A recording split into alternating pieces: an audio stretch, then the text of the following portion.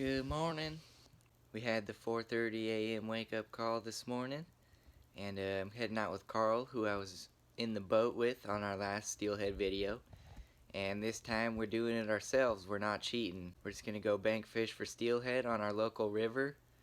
It's already April, but this river has a BROODSTOCK program for hatchery, which has turned the whole fishery around, and they get really late returning hatchery winter steelhead. So we'll get back to you guys on the river and hope we can put one of these things in the net. Stay tuned. Here we are. Just getting light enough to see. It's a rainy one and the river rises perfectly. Fun fact, I built this home right here 2 or 3 years ago. So I know this spot pretty well. Pretty sweet. Hopefully we get on one today. Right there is my first self-caught hatchery steelhead from the bank, baby. Oh yeah. Hey, check it out. Yee. What do I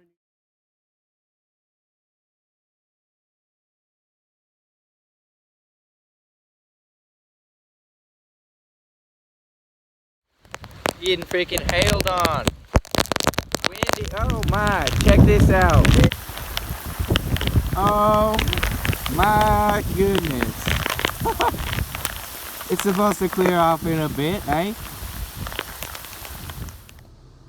Howdy, howdy. Sorry about the lack of footage from that day out on the water steelhead fishing.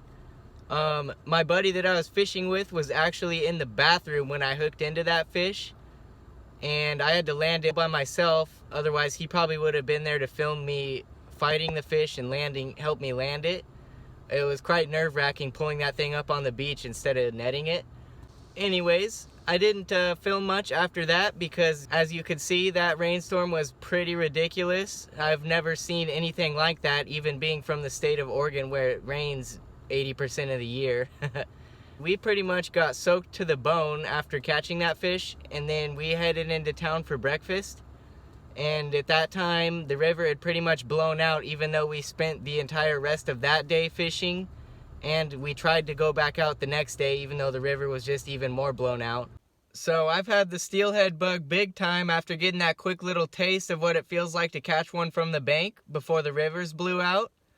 And midweek this week, I actually was supposed to be out on the Columbia River chasing spring chinook, but that got canceled too because of high muddy water. So I've just been sitting at home, just wanting to get out and go fishing, but all I've been able to do is watch the river levels and wait for them to drop. And luckily, the river I've been steelhead fishing on just started dropping today, and I got off work early, so I made it out here for a little bit of evening fishing. With this last rise in the river, there should be 1 or 2 more pushes of good winter steelhead fishing, so this will probably be our last video for this season. I'm by myself today, so there'll probably be a little bit of a lack of footage, but I'm really just hoping that I can get one more meal out of this winter steelhead season.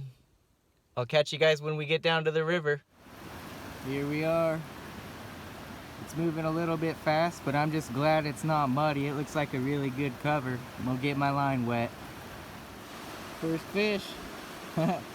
Just a little guy. That's a good sign though. I'm gonna let him go real quick. Alrighty guys, so no luck at the first stop, but I figured I should show you what I'm using. So I'm just drift fishing. I have a sliding weight here, and I have this snap swivel so I can adjust the weight to every water speed that I encounter. This bead just to keep damage off my knot right here. A fluorocarbon leader down to an orange bead, 12 millimeter, but you also change that depending on conditions. And a hook about 2 to 3 inches below it. That's what I got one the other day on. Also, on that bead, I've been using this Addicted Steelhead Blend for a little extra enticement, and that worked really well the other day when I got that fish in muddier conditions. Pretty awesome. Give it a try sometime. Here's the 5th and final spot for the evening. Got a good bit of water that I can move down and fish here before it gets too dark or anything on me. Alrighty guys, that right there pretty much wrapped up our 2019 winter steelhead season. It was pretty cool to catch that one on the 6th of April. That's really late. And even on the 12th of April, a week later, I saw multiple steelhead in the lower pools at the very mouth of the river nearly. And then all the way up to the deadline, I was seeing winter steelhead that were getting ready to spawn as well, which that's pretty cool.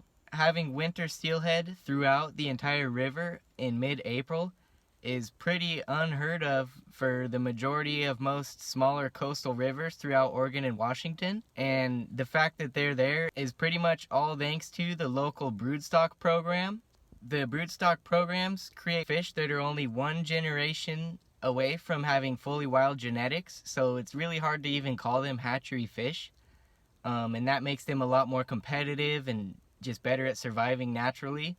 And then they start returning earlier, and they return even later than normal hatchery runs would too.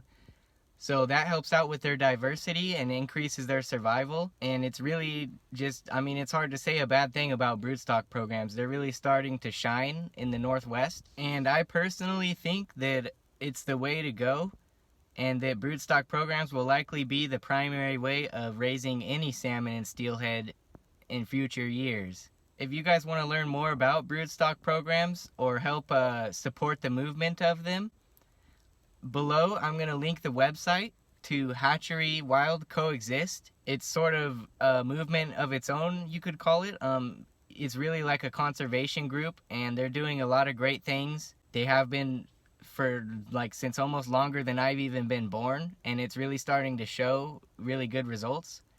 So definitely give them a look and get behind the movement. Otherwise, thanks for following along with our 2019 winter steelhead fishing adventures. I learned a lot this season, and I hope I could help you guys learn a little bit, even though I'm pretty novice when it comes to steelhead fishing.